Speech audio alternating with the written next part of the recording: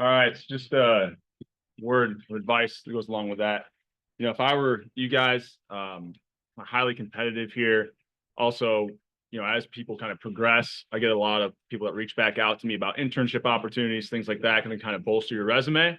So even if again from last class, you miss 100% of the shots you don't take. So even if it's you look into something that's not for you, anytime you hear about something while you're here at IU, I would at least take a look at it, send in your, apply to it, whatever. If you don't get it or if it's not for you, at least, the experience is valuable in itself to kind of look at these things. So I'll mention a couple things off the top and then we'll kind of jump into material.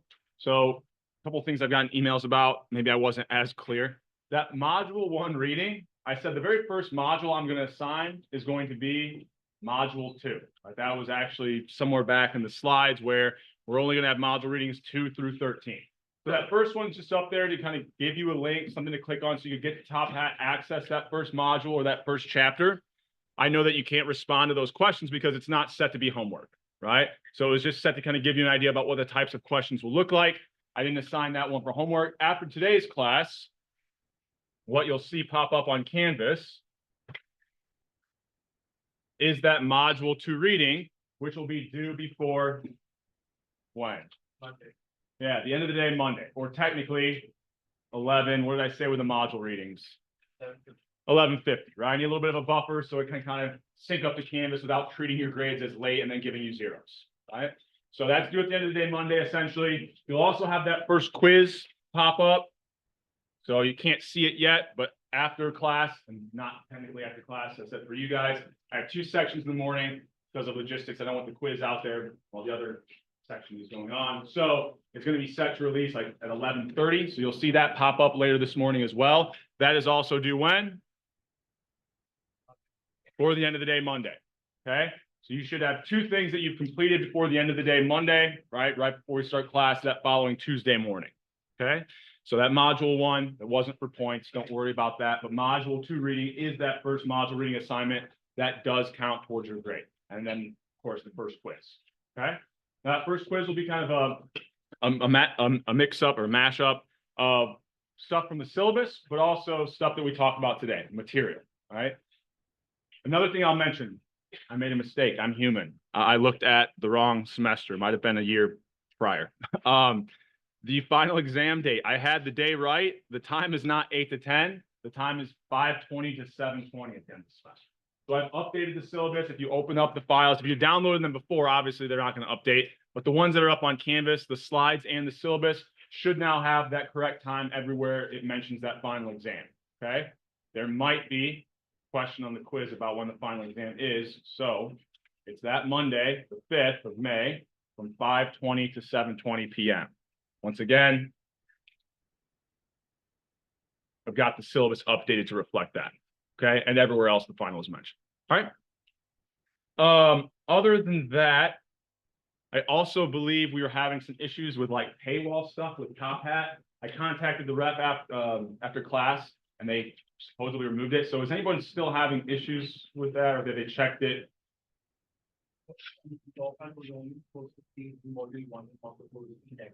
Correct, right? You'll kind of have them, the modules will be kind of added in as we cover them throughout the semester. By the end of the semester, you'll have all of them. Yep. Any other questions before we jump into material here today? Okay, so it looks like we got a good majority of us here. It's great. We will dive into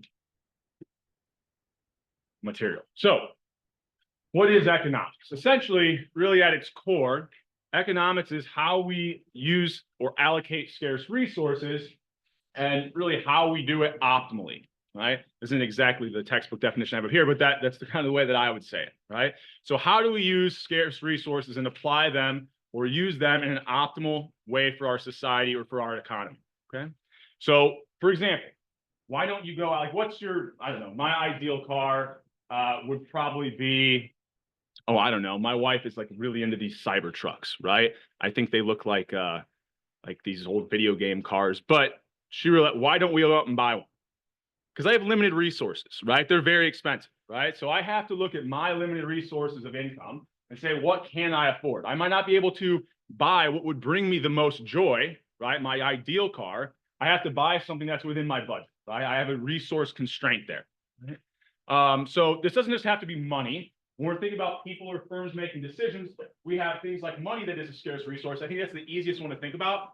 But probably what's more important scarce resource, especially for you guys in college, because all of you probably your income is a little bit lower, your time, right? Your time is very valuable. It's a scarce resource. There's only 24 hours in a day. So instead of wasting time, I don't know, watching YouTube videos, you should be using that time optimally, doing other things that are going to benefit your life more. Maybe watching the YouTube videos it's optimal for you. I don't know. But this is another example of a scarce resource, right? So a lot of what we're going to be talking about throughout the semester is we have these scarce resources. There's always going to be trade-offs. If I use my money, my time, my workers, my labor, people to do something, that means they're not doing something else, right? There's trade-offs, right? And we'll start to think about how we can measure these trade-offs and then make optimal decisions. So I won't waste a ton of time on this because we aren't going to talk about, there's a difference between macro and microeconomics. Macro means big, right? So macro is the study of like the economy as a whole. That's more of what you're going to be going into when you take, hopefully when you take B252, okay? We're really going to focus on microeconomics, which is really looking at individual markets, firms, or even at the individual level, right? Individual decisions, okay?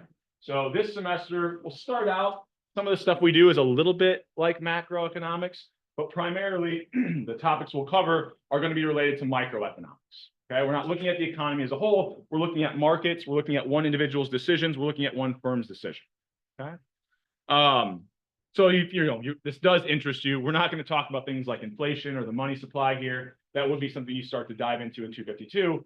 But in order to do that, you actually need, it's kind of weird, to understand or to really analyze macroeconomic models, it's very helpful to first have your microeconomic models. And it kind of makes sense, right? The entire economy is made up of a bunch of little markets. So we got to understand those markets first, okay?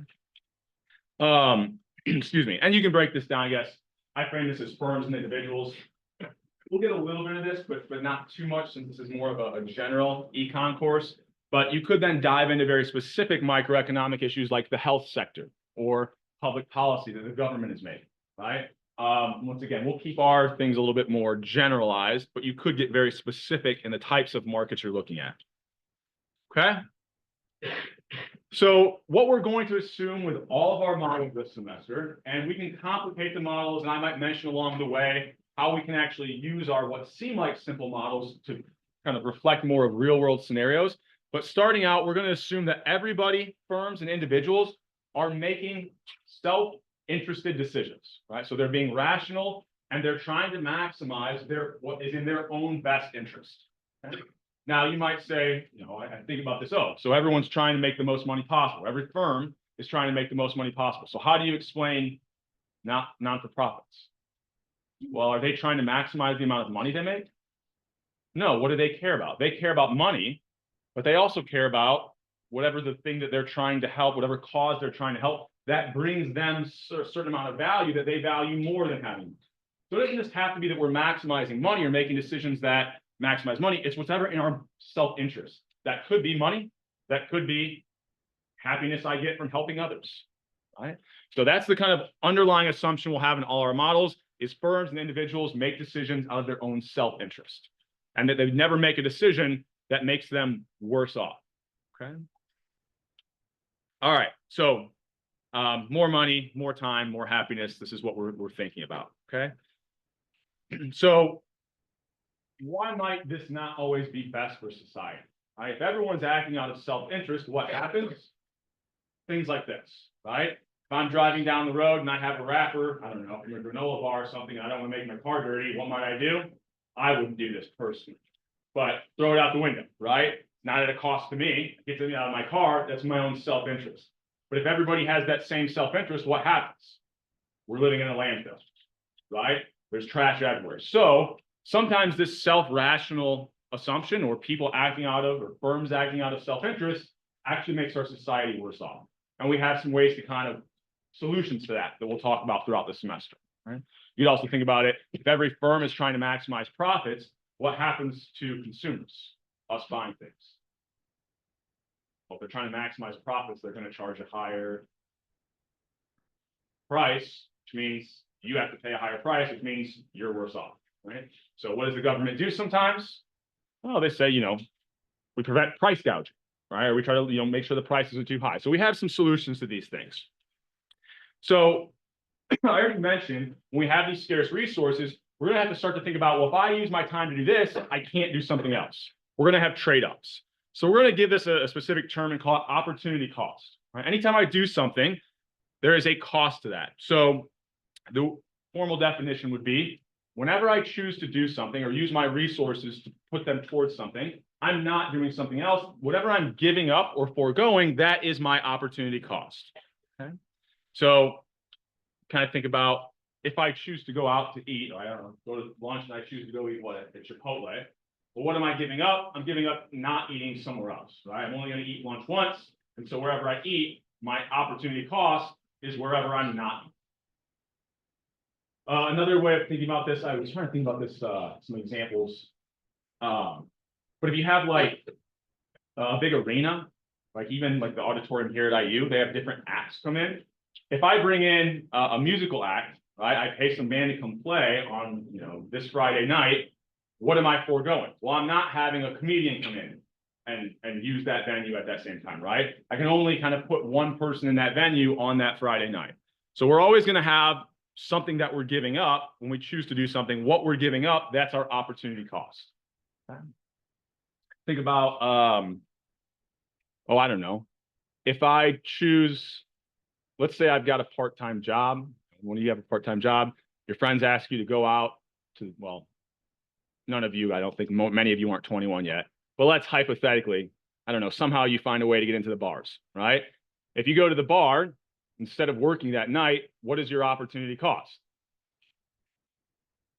However much money you could have made going into work that night, right? You're giving something up, right? So we can start to measure these costs, right? Or if you think about every single day, the time you use. If I'm wasting time on TikTok, what am I not doing?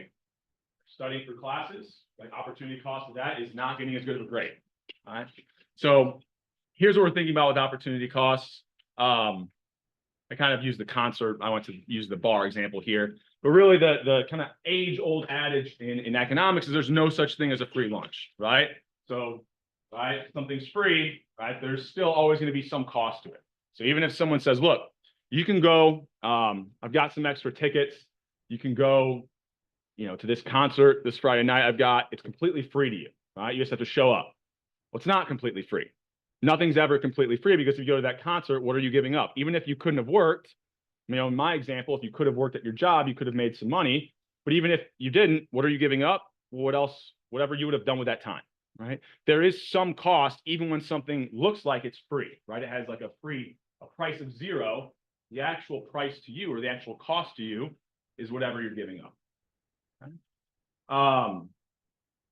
Any questions on this idea? I feel like I'm moving a little quick here, but I want to save some time for some other stuff, a little bit more time for other stuff today.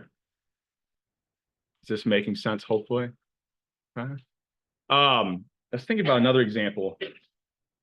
So it's somewhat relevant, but I forget what the exact number was. We could probably waste some time and Google it, but it was something like, maybe it was like 40 or I'll low, but maybe it was like 17 point some million dollars that they cut this past year from the fire department in LA. So they lowered their costs in terms of the fire department, but what was the opportunity cost there? Last I heard, it's going to be like billions of dollars to rebuild, right? So yes, you can lower your costs. You can pay a lower cost to do something. Something could even be free. I can put no money into my fire department. Now my fire department is free. The problem is by doing that, by using those resources to do something else, I now have this huge problem. I now have this huge opportunity cost. I wasn't able to handle this wildfire. And now that opportunity cost might be really, really large, right? So we're always thinking about these trade-offs. I'll kind of give you some other examples to think about this, okay? So let's say I'm thinking about, I've got 3 different apartments. I'm sure at this point, you're trying to get an apartment for next year, at least the way I remember it when I was looking for apartments in a college town. You kind of miss the boat. Like you have to look like a whole year in advance at least, right? So let's say, however, there still are some available and you're looking at apartments for next year, right? So let's say you've got 3 different apartments, right? Each one of them they're identical. like same number of bedrooms, they're like built in the same year, they look the exact same, right? Why might you not choose apartment C here? They're all the exact same once you're inside of them. What's something else that really matters, especially if you don't have a car? How close they are to campus, or where is it located? Is it close to your job, right? Can you walk to your job? Can you walk to campus? And so why does distance really matter to us, right? Well, because, right, if we have different distances to these apartments, every single amount of, every mile further is an amount of time that we have to use to walk places that we're not using to do other things. We can put value to that time, okay? So here, I think I did the example that kind of makes sense. Let's say the apartment that was the most expensive, that's the one that is the closest to campus. So, 5 minutes, you're only going to waste 12 hours total walking to and from class each semester. The other ones are a little bit further away. You're going to spend more hours over the semester, okay? So it's not only the rental price that you'll be paying, and I think maybe instead of over the semester, let's do this by month. Like this is the monthly rental price, and this is the monthly use of time, okay? So let's say you value your time at $10. So the easiest way to think about this, we all value our time differently, and this isn't perfect, but you can think about how much is each hour worth to you. Well, let's say you did have a job that you could be working at. How much would your hourly wage rate be? That's a good way to think about like how much that 1 hour would be worth to you. Now, in practice, we can do things like surveys, and people will actually pay, pretty high amounts of money to have back an additional hour of time. But just for the sake of this example, we'll assume whatever time we're giving up an amount of money we could have made at an hourly wage job. So here I just chose 10 to have a nice easy number. Okay. So if I'm, wasting 24 hours walking to and from campus, that time is valued at whatever I could be using that time to work, making $10 each hour. So if that's the case, right, I think about what's the opportunity cost of each one of these apartments. Well, each apartment is going to cost me more time, right? Because there's further distances. I'm going to be walking for a longer period of time if I'm in apartment C than apartment A. So all I'm going to do is take the amount of time that it's going to take for me to live in that apartment and multiply it by how much I value each hour. So if it's 36 hours, each hour I value at $10, the total cost or the total value of the time that I'm going to give up by living there would be $360 each month. And then if I'm only, wasting 12 hours walking to and from this apartment, each hour is valued at $10, I'm only going to be giving up $120 each month. So by choosing these different apartments, I'm going to be giving up time, right? That's what I'm foregoing. That's my trade-off. I'm then putting a value to that time. So by choosing that apartment, that's what I'm giving up. That's my opportunity cost. I'm giving up that time. That's how much it's valued. Okay. Any questions on this idea? Everybody with me so far? Okay. So if we wanted to look at total costs, right? Well, each month I'm going to pay the rental price as well as have this additional opportunity cost of the time that I'm going to miss out on by living at that apartment, walking to and from class or to and from work, whatever you want to think about.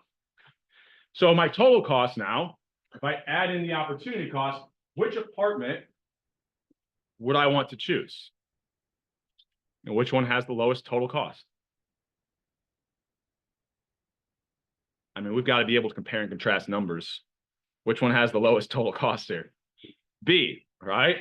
10 or 1,040 is lower than these other two values. So if I were just look at the rental price, it looked like apartment C was the best, right? It had the lowest monthly rent. However, that would have been making a choice that was not in your self-interest because you weren't factoring in that the opportunity cost of that apartment was relatively high, right? So in fact, when you're looking at like apartment choices, you probably think about this, right? You might be willing to pay a little bit more money if the apartment is closer to campus. Why? Because in your mind, you don't like, maybe thought about it this way, but in your mind, like, well, I don't want to give up a whole bunch of time by living there. So I don't know. I think this is a good way, hopefully, that you can kind of connect with to think about how opportunity cost made us, if we were just simply looking at the sticker price or the rental price, we would have chosen apartment C. But if we factor in what we're giving up, we factor in these opportunity costs, the optimal decision for this individual would have actually been to choose apartment B. Okay. Questions on that?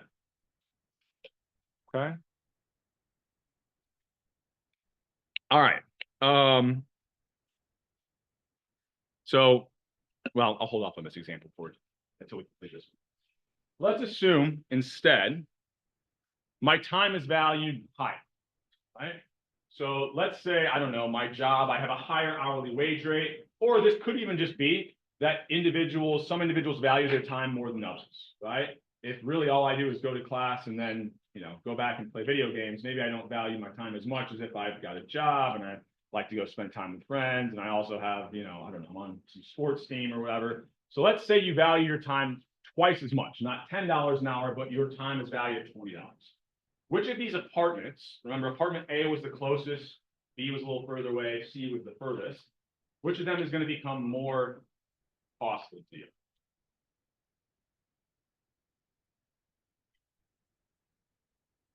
C, why? It was the furthest, which meant you were giving up the most time. If your time is valued higher, right, then every single one of those hours, you're essentially multiplying by a higher value, or it's worth more to you. And so the total cost to those apartments that are further away, when your time is valued higher, should be quite a bit higher. So if you had to guess which one of these apartments, as your time becomes valued at more, higher and higher, which one starts to become more attractive? The one that's closest, right? If you value your time at, say, let's say I'm a CEO, my time is valued at, tens, hundreds of thousands, I don't know. Depends on what I'm the CEO of, if I'm one of the large corporation.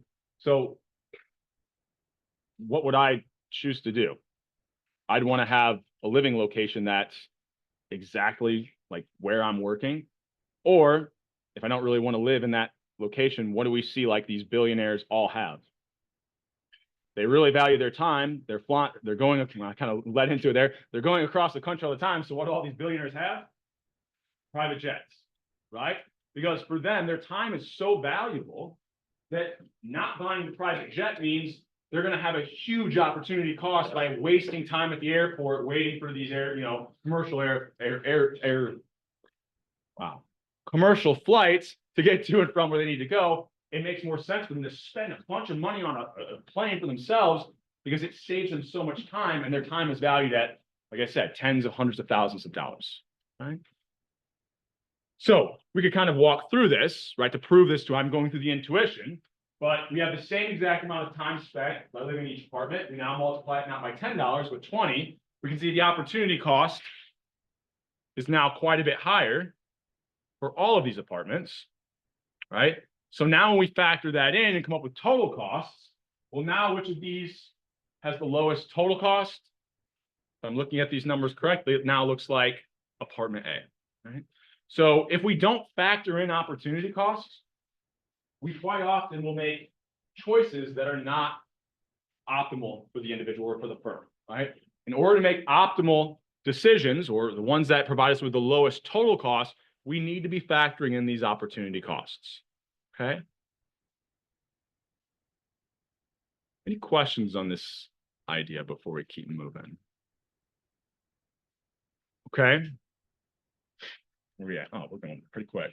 So I've got a floating box. I guess I've got my animations a little bit screwed up. So just don't pay attention to this for a second. So moving on from opportunity costs, that's what we're giving up. We're then going to start to think about not just like rental. I think the example I'll still use is rental decision making, but we'll start to think about the marginal cost of doing anything, right? So the marginal cost, this word marginal means the change. So we'll use this term a lot throughout the semester. So if it helps you, this word marginal, you can almost read it as the change in whatever we're talking about. So marginal cost is the change in cost. So marginal, that's what we'll end up figuring out throughout the semester. We care about things in economics on the margin. How much are things changing by when I'm making this decision, right? So let's think about, we've got these different apartments. I kind of kept the numbers the same, and I went back to, I think, the original $10 an hour is how much we value our time. So we've got our total costs, right? If I'm in apartment A, so let's say I'm currently living in apartment A, I'm thinking about renewing my lease, or I can move to apartment 2. if I were to move to apartment 2, what would my marginal cost be? Yeah, well, how much is my total cost changing by? It would be going up by $120, right? So the change in my total cost would be 120. What if I'm going from apartment A, sorry, number 1 or the current apartment to apartment 3? Well, now the change in my total cost, it's going up by 240. So I can start to think about all marginal costs are, it's the change in the total cost from whatever decision I'm making. For individuals, they're choosing an apartment, it would be like the change in their total cost that they're living in that location. For firms, they usually think about marginal cost. If I produce one more unit, how much is that going to cost me? What's the additional cost to my company if I produce one more unit? Or if I hire one more worker, what's going to be the additional cost to my company, right? The marginal cost there, okay? Any questions on that idea? Okay. So we can start to think about the marginal costs of other things. So like if I think about what's the marginal cost of studying an additional hour. So let's say I don't have a job, right? I'm going to college. I'm lucky enough to somehow, have enough funds to just support me through college. I don't have to work, but I've got my time, right? So if I study an additional hour, which hour am I going to choose? Am I going to choose the hour where I would have been going out and hanging with my friends?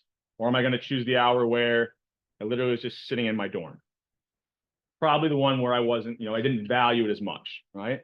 So what you'll start to do is the hour that I'll first use to study is an hour that there wasn't really anything else I was interested in doing. So what would my opportunity cost be? Relatively small, right? Opportunity cost is the value of what I'm giving up. So if I'm just giving up sitting in my dorm or waiting in between classes, right? That's an hour that I didn't value very much. As I choose to study more hours, so let's say going from studying for 1 hour, I'm thinking about what if I want to study the second hour? Well, now I'm going to have to give up an hour that is a little bit more valuable to me. And over time, if I want to say study for the 20th hour in a week, well, now I'm starting to have to cut out things that I really like doing, whether that's hanging out with friends, playing video games, I don't know, playing basketball, whatever it is, right?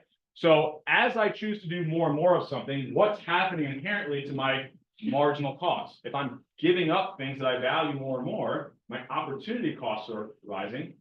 My marginal cost will also be increasing. So when we think about making choices, typically we'll think about marginal costs tend to start out low because our opportunity cost, what we give up first, is going to be what we value the least. If you're thinking about, instead of time, thinking about money. If I am LA and I'm thinking about where do I devote my dollars, maybe putting it towards, I don't know, the arts and humanities of my city. Well, maybe I don't want to put my dollars there first. Maybe I want to put it towards my fire department, right? Or whatever the example is.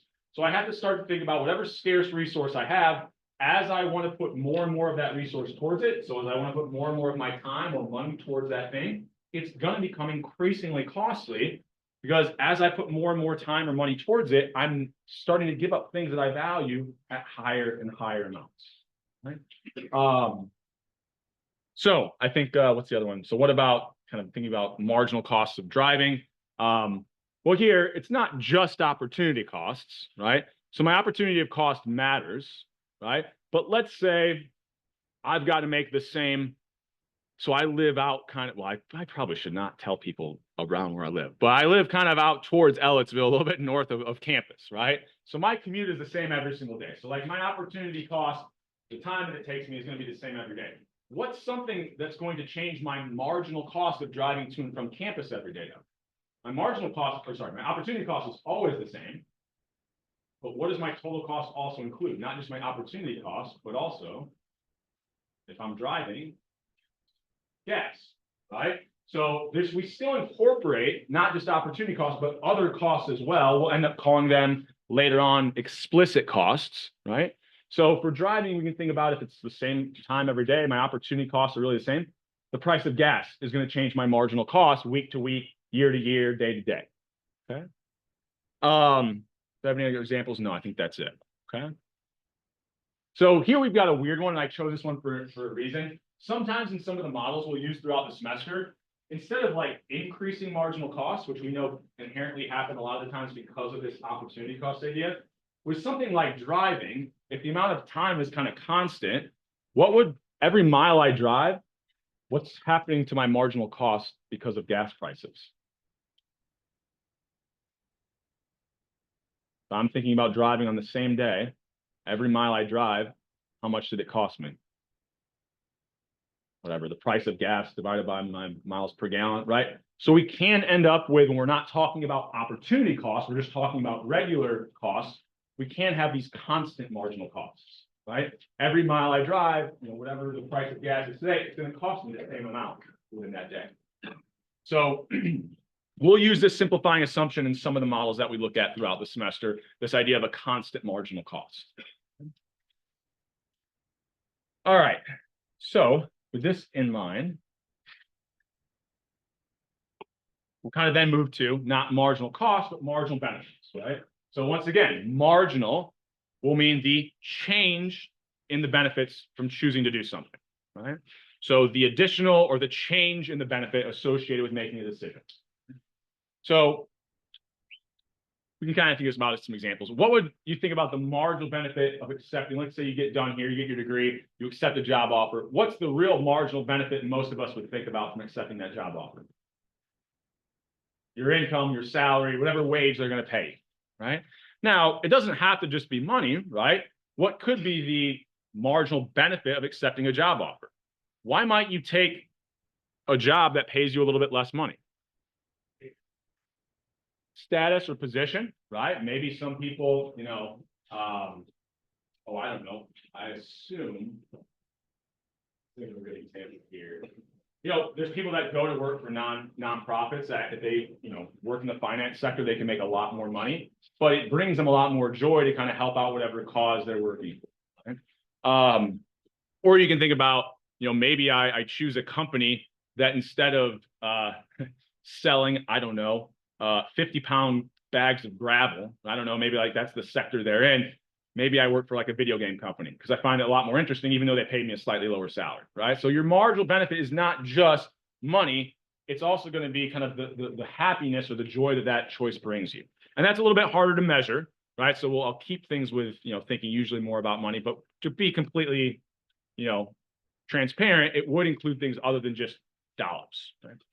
What about working an additional hour? Usually we think about this as kind of your hourly wage rate, right? So that's the additional benefit. Selling another gallon of gas. If we're thinking about firms, selling a product, what's the real marginal benefit to a firm? If I'm a company and I sell you something, what's the additional benefit I get? More money or a price? Could, well, if I only care about customer attention usually if I think it's going to generate more dollars. I mean, I guess if the firm just wants to be popular, then yeah, you could incorporate other things. But I was kind of thinking about here as we sell something, a lot of the times what we'll think about the marginal benefit that the company really is, it's whatever that price is, right? Whatever they're selling that good to you at. Okay. So what's the value to me being an econ? Well, I get paid to do this, but I also really enjoy it, right? I could probably be behind a desk, working through econometric models and all these other things. It would not bring me as much joy as interacting with all of you throughout the semester. Also kind of just seeing, I don't know, to me, I like seeing that like kind of light bulb moment when people kind of, oh, that makes a lot of sense. I can now see how to apply that. So it's not just money, right? It's kind of my point with this last bullet. So, or we kind of already talked about this, but with apartments, what's the value of a better view, right? We can also start to think about the marginal benefits. And there's really good experiments that they've done, or I shouldn't say experiments, natural experiments here. So if you look at an apartment complex, right, let's say it's like a square, right? Every apartment is the exact same. Let's say it's the exact same layout. What you'll end up seeing is what happens for the apartments that are on the side of the building where you could see the sunset. Those rental prices tend to be a little bit higher. Why? Because people are willing to pay a little bit more for that. Or you can do it this way, not just the value of kind of facing the right way. They can look at apartment complexes and say, for the apartments that are on the outside, versus some that are on the inside with no windows, exact same layouts, but some of them have windows, some don't. What do you think happens? You know, what do you think tends to be true about the rent for those that have a window versus those that don't? Higher. People value, right? There's a marginal benefit to having a view. And so if there's a marginal benefit to it, people are going to be willing to pay a slightly higher amount. And we'll kind of walk through this marginal benefit, marginal cost thing here in a second. And here's my example. I think, let me make sure. Yeah. So I'm going to jump the gun a bit here. So this is where we'll start doing some dot cam work. So what's the marginal benefit? This is my dumb example that I always use, but it makes a lot of sense to me. It's kind of fun. So let's think about it here. Right. So let's say I could put like a dollar amount to the marginal benefit I get from consuming a beer after. So in the summer, when I have to mow the lawn and it's like 90+ degrees and it's humid here, as soon as I get done, what sounds best to me is to go out to my garage fridge and grab a cold beer, right? I would probably be willing to pay. If I didn't have one and my neighbor came over and they're like, hey, would you give me $20 for this beer? I'd be like, honestly, I might, right? It sounds like it would bring me $20 worth of value. So that very first beer, right, if we're thinking about going from 0 to 1, the marginal benefit to me, right, how much I value it might be really, really high. So if I'm just plotting out the number of beers I'm consuming and how much the marginal benefit of each one brings me, this is my first point.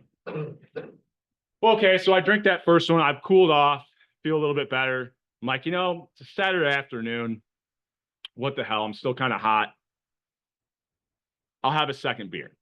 I wouldn't value that one quite as much as the first because I've kind of quenched my thirst. I've cooled down a little bit, but it still is going to bring me a lot of joy, right? It's still going to bring me a high additional amount of benefit or marginal benefit. So maybe I would pay, I don't know, something like $10 for that one.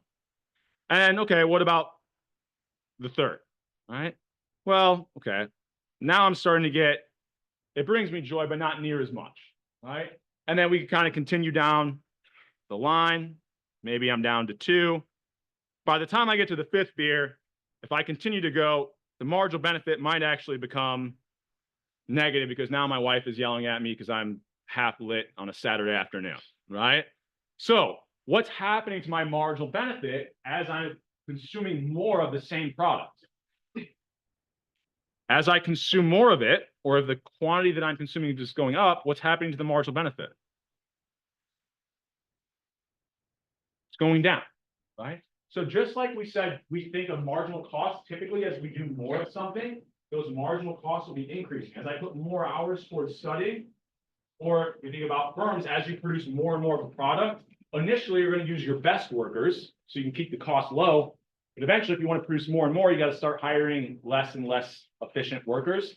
So our marginal costs will be increasing, and we expect our marginal benefits to actually be declining, right? You know, the best way to think about this is, what's the marginal benefit to having going from 0 to 1 cars or 1 car? Huge, right? I'm now mobile, I can get places, I have opportunities. What about going from 1 to 2? Well, you can't drive 2 cars at the same time. I might like that second car. It might be a fun car to drive in the summer, like a Jeep or something like that. But that first car was way more valuable, right? So that's kind of an extreme example, right? We'll usually think about things that, you know, we only really see people have 1 car. Why? Because that marginal benefit of the second car is so much lower, right? Here is maybe a better example where we have not just like 0, 1 or 1 to 2. We can see as I'm buying more of something, as I'm consuming more of something, that marginal benefit is declining. Okay. Any questions on this idea? Is this making sense for us? Let me make sure. Sometimes I write things down because I like to do things on the fly in my head. I'm like, oh, that was a really good idea, but I wanted to make sure I did some other stuff. Is there anything else I want to say here? Yeah, so we can use this same graph, actually. So let's say this is my marginal benefit, right? And let's say we go with that example that my neighbor's coming over and saying, look, I've got you know, you don't have any beer in your fridge. I'll got a bunch over in my place, but I'm not just going to give it to you. I'll charge you a price, right? Of, I don't know, let's do $4, right? You can have as many beers from me as you want, but you have to pay me $4 for each one, right? Well, how do I make decisions as a consumer when I'm buying something? Well, I'm going to choose to buy something as long as the marginal benefit it brings me is greater than the marginal cost, right, that it's going to take me to consume that. So here I've got like a nice, I said sometimes simple example where what's the marginal cost for every single one of these beers? I said it was just going to be the simple price of $4. So here I can think about, I've got this nice markers are dying on me to re-up. I've got this nice constant marginal cost, right? And if I think about this was supposed to be at 5, this was at 10, this was at 20. Would I choose to buy that first beer from my neighbor? Well, the value, the additional benefit I'll get is worth $20 to me. The additional cost is only 4. I've got like a net positive gain there, right? The additional benefits outweigh the additional cost. So yeah, it makes sense. It's a self-interested rational decision. What about the second one? Well, the value it brings me is still greater than the additional cost. So yeah, makes sense to do that one as well. What about the third? Well, just barely, but the additional benefit is still greater than the additional cost here. So I would choose to buy the third. What about the fourth? Not quite, because now the additional benefit is a little bit lower than the additional cost. I'd actually have like a negative net benefit there. So if you want to think about when we choose to do something, it's as long as the marginal benefit is greater than the marginal cost. Another way of saying that is, if I think about this as net benefits being the difference between marginal benefits and marginal costs, my net benefit, I would want to choose to do something as long as this is greater than 0. That's just rewriting this in another way, right? I could like, right, add marginal cost to both sides. And what that's really saying is anytime the net benefit is greater than 0, or anytime the marginal benefit is greater than the marginal cost, it's self-interested and rational for that person to choose to do that something. In my example, buy that product. Right? Any questions on this before we keep moving? I'll give you a slightly different way of looking at this here in a second. This making sense? Okay. All right. So enough of that kind of silly example. And here, let's see. My green one's dying on me. We'll use this one. So in general, here I'm going to use Q just to represent quantity. So this is going to be like, we could look at any example. We could look at the number of certain products that I'm buying. We could think about the number of hours, the quantity of hours I'm putting towards a certain activity. This could be the quantity or the number of workers I'm putting towards a certain activity in my company, right? Whatever it is I'm choosing to do, I'm choosing to do more of it, right? So put more hours towards it, put more workers towards this thing, put more money towards it, or buy more of this product. So we said typically what happens to our marginal benefits, they are as we buy more of something or we do more of something, the marginal benefit is lower or declining, right? What about as I'm doing more of something, right? So this could be I'm buying more of a product or I'm putting more time towards studying, whatever it is. We said our marginal costs are typically doing what?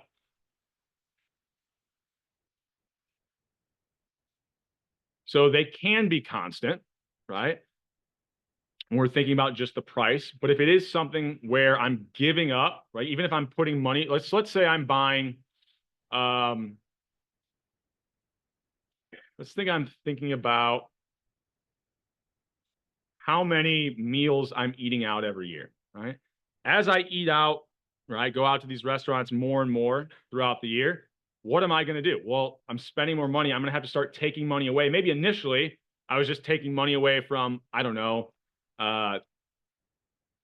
buying something, some little trinket things I liked on Amazon. I didn't really have that high of a value.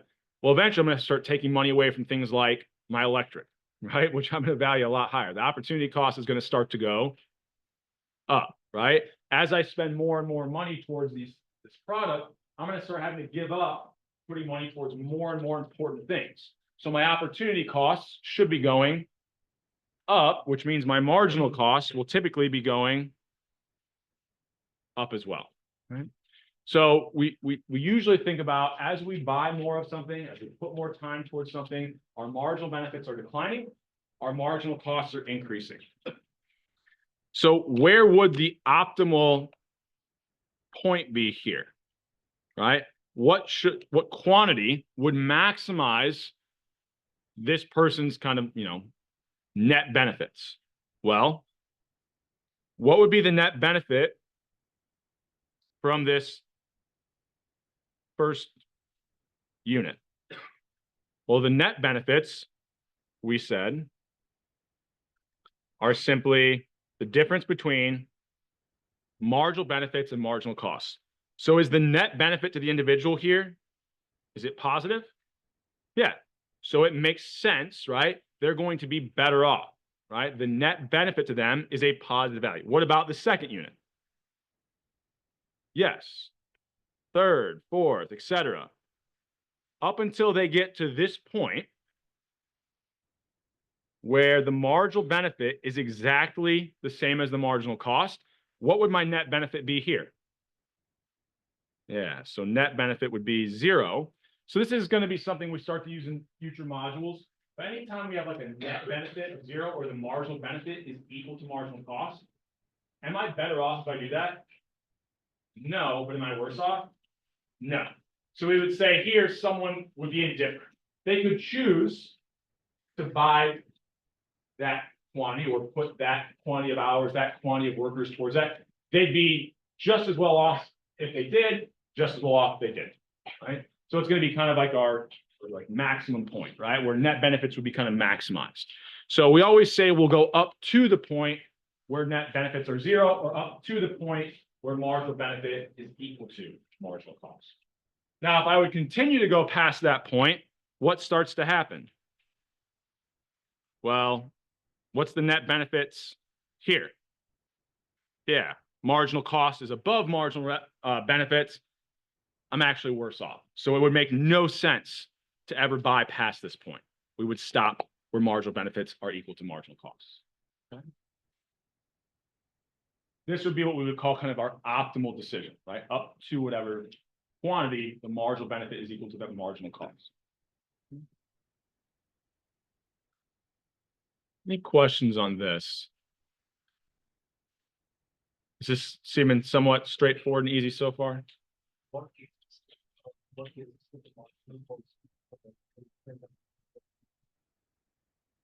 So in general, I would assume marginal costs are increasing unless you're told otherwise, right? So I will sometimes start out with models like I did today, where I showed you first one where we had constant marginal costs, because it just makes it a little bit easier to think about. There can be some examples we'll get to later on with like natural monopolies, where we think about marginal costs tend to be straight, but we don't have to worry about that for right now. So there will be things that pop up throughout the semester where we add in this additional assumption, which is that marginal costs are constant. We should default to, though, unless we're told otherwise. Typically, we should always be thinking about marginal costs be increasing. In fact, even in these models where we make it constant, in practice, it's probably like just barely. Even if it's close to constant, right? There are going to be trade-offs. We know opportunity costs are going to be going up a little bit. So there's probably nothing that's truly constant in the real world, just things that get really close to it. But it's easier for us with these beginning examples to start out with it sometimes. Yep. Marginal cost, marginal benefit, because like changing. Mm-hmm. What if that center point that's like 0, like contribution? So what this would, you can kind of think about what net benefits are. It's the change. We haven't really talked about utility. I don't want to kind of go confuse anyone yet. But you can think of this as the additional benefit and the additional cost just of this unit, right? Just of this quantity. So these are changing, right? because I'm buying more and more, or I'm putting more and more time towards this thing.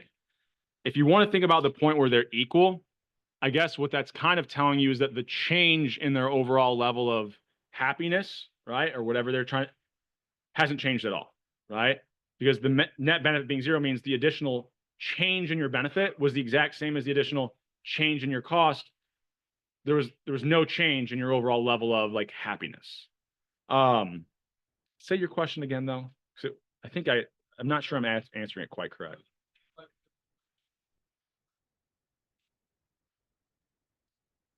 So this point could so hold on. Let me think about if I want to forget where we're at in terms of how much more material we have. I think it's good. This is a really good question. So I'm going to answer it. This might be pushing you a little bit further than what we need this week, but it might set us up pretty well for module 3 for sure. Module 2 a little bit. These are the marginal benefits, and they are changing as I buy more of something. I think what you're getting at is that there could be something that changes the marginal benefit at every single point. That would be more of like a shift in the entire like marginal benefit curve. So we'll start looking at stuff like that when we talk about demand in module 3. For now, I'm not going to have you doing any shifts in these curves. They just are what they are. And that as you buy more of something, those marginal benefits are declining or those marginal costs are increasing. You're kind of anticipating where we're going later on. Yep. Any other questions on this before we keep moving here? Okay. All right. So we went through this. So this is a good example of, I'll leave these slides empty a lot of the time when I want to do a lot of work on the dot cam, right? So if you're just watching the recording, you didn't see all that, right? So I'll go through this a little bit quick. There might be a question on this on the quiz, wink, wink. So I'll spend a little bit of time. But we also want to make a distinction between different types of statements we'll make throughout the semester. One being positive, one being normative. So positive, don't think of it as positive and negative. If you want to replace this word of positive with, think about this is just that we're stating facts. This is a fact about the world. So what do I have here? People on average save 5% of their income. We can look at data and that is what it is, right? That is a fact. That is a positive statement. I can go out right now and say the GDP of the US is whatever it is. Right? That is a fact, right? This is what people, firms, countries are actually doing. Now, whether or not they should be doing that, we can then progress to using tools that we'll build throughout the semester to thinking about normative statements. So normative statements is about what people should be doing. So even though people are on average saving 5%, maybe we look at it and say, well, if we're looking at retirement, people are living longer. If you want to retire at 65, just because people on average are saving 5%, in order to have enough money to live to 85, you should be saving more than 5%, right? So we can look at what people are actually doing, and then we can use our models to come up with, well, what should they actually be doing to make optimal decisions? So I might look at all of you. I might ask you a survey, maybe at some point during the semester, how many hours a week do you study for your classes? I don't know, maybe you say 3, right? That's the average. Well, just because that the average is 3, that's a positive statement. I can say the average student is studying 3 hours a week. If everyone's failing, what would a normative statement be? Students should be studying more than 3 hours a week, right? So this is this kind of distinction that we'll be making. We can look at the actual facts. A lot of times our models will then allow us to make normative statements about what would be a more optimal decision for people. Okay. Any questions on this before we keep moving here? We'll see people do this a lot of times, like positive statements is how much people are spending on like a house or how much money they're taking out in loans. A lot of the times they're taking out too much because they're not factoring in additional costs. What additional costs when you take out a loan do people probably not do a very good job of value? How much you're going to end up total paying in interest, right? So we can make a normative statement then that based off of the data, people are saving X amount, or sorry, taking out X amount of loans. We see they should actually be taking out less. I see, like, just to give a little bit of life advice without wasting too much of class time. Student loans are great. Be hesitant to just take student loans out just because they're giving you a higher maximum that you can spend on, you know, things that aren't related to. That's going to cost you a lot of money down the road in an interest, right? Take out what you have to. But I used to have friends that would take, oh yeah, they increased my maximum. I'm going to take out another $5,000. Well, what did you use that $5,000 towards? I don't know. I was going to the bar every weekend. Okay. Well, you didn't just spend 5,000. You probably end up spending about $10,000 to do that in the long run, right? But I digress, right? So normative, positive statements. So normative, that's just like your opinion, right? And if, yeah, someone's got to know this movie, right? If you guys haven't watched The Big Lebowski, you definitely should. It still holds up. I mean, it's a bit of a cult classic, but it's good. I'll go through this quick because I'm not going to really waste a lot of time. We'll really be doing this all semester. But economics at its core, it's called a social science, but it's still a science, right? So we're still going to follow the scientific method in the sense of we're going to develop these models or theories. And that's a lot of what we're going to do in this class is talk about the basic models, the basic theories to understand markets, individual decision-making. That's like step one. That's a lot of what we're going to do in this class. The next step would be we're going to go out, run an experiment to test that theory. Well, in the social sciences, we don't have to like play with beakers and Bunsen burners and things like that. We just go out and see. Well, we have models about what firms and people are doing. So what is our experiment? We just go out and see what people have actually done, right? We collect data on what people are spending their money on, what firms are, how much money firms are allocating towards different sectors or different parts of production. So our experiment is really collecting the data. The experiment is already like being ran for us just by the fact that the world operates, right, that the world exists. So we collect data, we then use that data to test our theories. So really at its core, we're still using the scientific method. We don't really do a lot of like going out and collecting data in this class. That would be, and I'm still learning about the different degree paths and requirements. I forget there's a math class that you have to take, or I think if you're an econ major or certain majors can take the E version of it, which is 370. But statistics, like you would look at a statistics course, there we would talk a little bit more about how do we go out and collect data that we can then use to test the theories that we're talking about in this class. So we'll really focus on point one here. Okay. Also, in all of these models, a lot of the times they'll seem a little bit, this is introductory class, right? So they're going to seem a little bit far-fetched or not really applicable to the real world. Well, that's because we make a lot of static or simplifying assumptions. So this idea of what ceteris paribus, it means all things equal. So like in my apartment example, in order to understand the difference in the opportunity cost of time, right, from distances being different, I said assume that all the apartments are the exact same layout, have the exact same amenities, built in the same year, right? I'm holding everything else constant so I can just understand how this distance from campus would influence the individual's decision. I could then hold the distance constant and start to look at apartments that are the exact same, except for one of them has a window, one doesn't. Then, so we're holding everything else constant and only allowing one thing to change when we're looking at all of these models. If you were to continue to progress through economics courses, you then start to talk about, okay, let's allow multiple things to change, all right? Or what are ways that we can kind of hold some of these things constants and look at 5 different things individually. But for us, we're generally going to be looking at just one specific thing, holding everything else constant. Okay. What else do I have to say here? This shouldn't be, yeah. Oh, I thought this is kind of interesting, just to kind of give a idea about this. So you can pull open this link. Maybe the Wi-Fi won't be great in here for us. We'll see here in a second. But I had this idea of like, what are the returns to education? So this is the BLS, which is a government organization. And now I froze this computer. But basically, oh, there we go. Right. So they collect all this data. about like, what are the median earnings and what are the unemployment rate of these different degrees, right? So you'll notice like everyone thinks like having a PhD or a doctoral degree is like the best thing.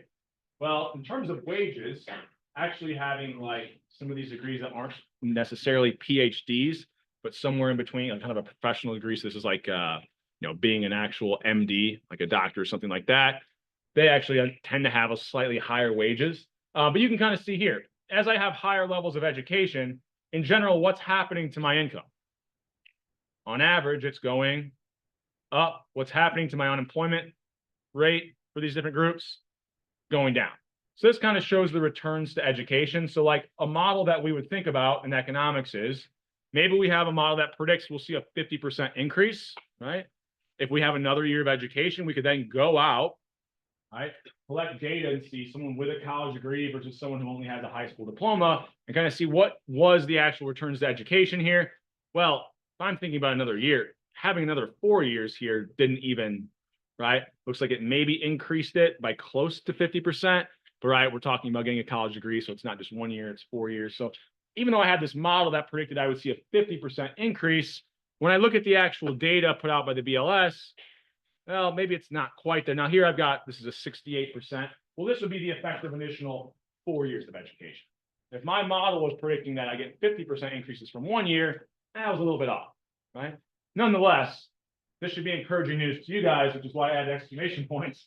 Getting a college degree should increase your expected earnings by about 68%. That's pretty, on average. For you guys, it's probably a little bit above average. Why?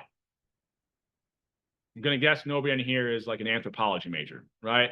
They kind of pull not to pick on them, but it's going to pull the average down a little bit. All right. Business school majors, they're going to pull the average up. Okay. So you can kind of work through this. Our model's a little bit off, but still good news for you guys. Right? I like this example, and I think we've got just enough time. So another thing that we can think about, anytime I'm mentioning the effects of things in class here, just like that example, I said there's going to be a difference in the returns to education for a business school major as opposed to anthropology. Okay? There's also, so we're talking about averages a lot of the times when we look at data, or even when we're talking about these different models, they're making predictions about the average person, the average firm, right? The average country. But we know that, the returns to education, if I'm just looking at how much more money I've made off of having a college degree, it's a lot less than the amount of additional money that, someone like Bill Gates has. He had a college degree. Now, did that college degree result in him making that much more? No, right? But he's still one data point. We're still both one data point in the data, right? So we talk about things in terms of averages, but any one individual, any one firm, it's going to be a little bit different. I always like the example as well. We're talking about things of correlations, right? So I might say as a firm increases the price, what do you think tends to happen to the amount of the product they sell? If I raise the prices, people are going to want to buy less. There's some weird examples where like I can jack the price up enough where it becomes like this luxury good where like, oh, I'm someone special because I paid this much money to have whatever it is. But in general, right, that correlation is going to be negative. Prices go up, people buy less. So we also can look at correlations and say, okay, if we look at ice cream sales and drowning deaths, there is a strong positive correlation there. Does that mean that ice cream is causing kids to drown? No, right? What's the thing that is causing both of these to go up or down? When do you think people buy more ice cream? Yeah, the summer when it's hot. When are people swimming?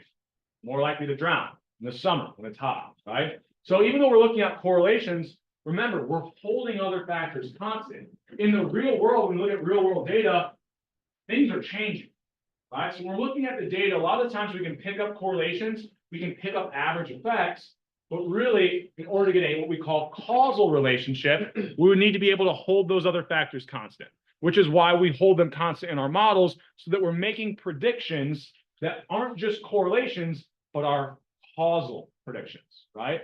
We're saying holding everything else constant, if the price of a good goes up, how much less does a person buy, right? Holding constant public opinion, holding constant temperature, holding constant everything else, right? So that's kind of our example here.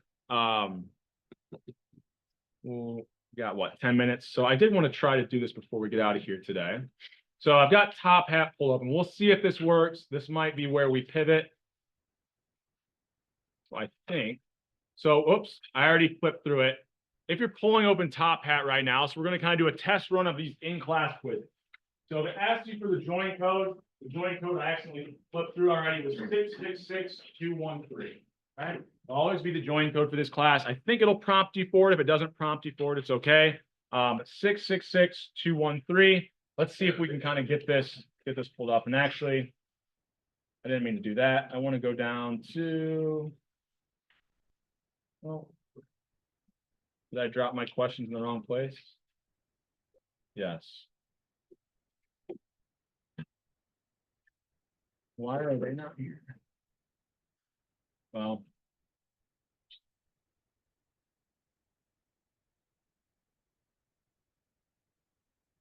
I think I accidentally deleted them, so we'll just take 2 seconds to transfer them over here real quick.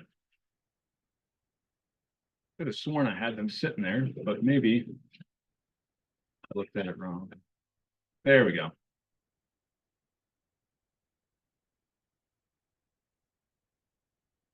Now they should be there. There we go. Now let's try this. All right, so there's the join code. It'll usually pop up once I start this presentation. Hopefully, you should see this pop up on your device, right? So are any of us getting this to pop up in front of us here? Yes, no, no? So what are you guys seeing? Showed up and disappeared. So I'm seeing some of you are answering. So some of you are seeing it, correct? Yes, I'm getting some, yes, okay. So if it did show up and disappear, try and going back out and going back in and seeing if it pulls up here. So it looks like we got 158 of us, 159 who have somehow connected. As you start answering, there's no correct answer here, by the way.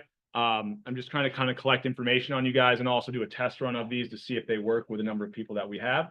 So usually what I'll do, and this will be not always at the end of class, but I'll hold these open, start the presentation, which then should pop these questions up on your device as I display them up here. I give you a little bit of time to kind of work on them, try to get it answered correctly. Once again, today there's no correct answers. It's not for points today, so if we can't get it working completely, that's okay. I just wanted to see if we can handle the number of students that we have in here without any Wi-Fi issues. So got 175 of us. Are people still, any issues we're running into here? What is it telling you? It's just not loading. Okay. I had a sneaking suspicion that might happen, which is why I mentioned I have a backup plan, which is next week. I might try this again and just see at the beginning of class, if we start trying, open this up at the very, open top head up at the very beginning of class. That sometimes helps your account get connected. And it might take time, but I might not use them right away. So by the time I do use them, everyone's kind of connected it in. If it doesn't, I'll have a Canvas version of this that's set and ready to go, and we'll kind of pivot to that. But I just want to get an idea today of those of you who could respond. So it looks like we got about 200 people. So I think if we open it up at the beginning of class, hold up, it might circumvent this issue, right? So I probably will try to use it again on Tuesday's class, and they will be for points. If we have Wi-Fi issues, I'll have a Canvas version ready to go right away, and we'll just pivot. So what do you need to have done before the end of the day Monday? Module 2 reading, Module 1 quiz on Canvas. Also remember, there's that collaborative learning poll. I need you to respond to that by the end of the day Sunday. By Tuesday's class, I will have a file that has you all sorted, hopefully in your preferred day and time.